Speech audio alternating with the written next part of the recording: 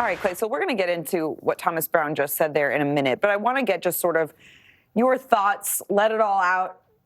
Tell me how you felt after watching Sunday's game.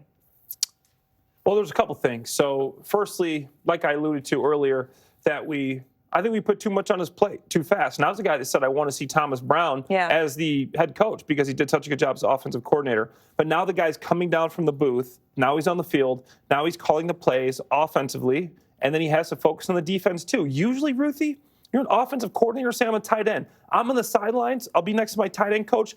Offensive coordinators are taking the time and they're saying, okay, we're thinking about this for the next drive. This play, this play, this play. Mm-hmm. They're thinking ahead. And that's probably what Thomas Brown is doing in the booth. Now, he can't do that because he has to focus on the defense. So that's going to take a lot for him to get used to.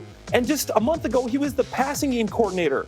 He focused completely on the offense. He didn't have anything to do with the defense. Right. Offensive coordinator, and now to put him as the head coach, to expect for him to come out there and get the new coaching bump, I think was a little bit overkill. This guy's gotten promoted twice in the last 3 weeks or so. He's going to own the team 4 soon. weeks or so. Yeah, pretty soon he's going to be the GM and the owner.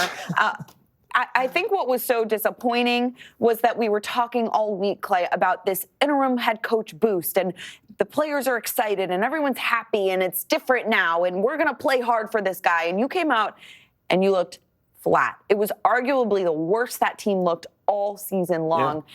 What do you make of the way Thomas Brown was talking about the good week of practice and how it didn't translate on Sunday?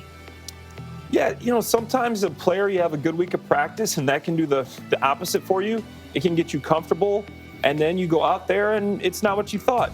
And here's something that I think people got to realize. You're losing your defensive coordinator, obviously your head coach, your defensive coordinator, so now you got less guy doing more things. There's a whole restructure there of who's doing what. And then as far as defensively, you are facing the number one motion team in the league. You ask defenses, what is hard with motion? Knowing your rules, and now you're losing your defensive coordinator, the guy that sets all the rules and tells you exactly where to be, and you're facing the number one motion team in the league, that's difficult, and that's why you got tight ends running free all over the field. We know Matt Eberflus had his issues when it came to being a head coach, but he was a pretty good defensive coordinator, and I think a lot is being exposed, Clay, when he's not calling the plays.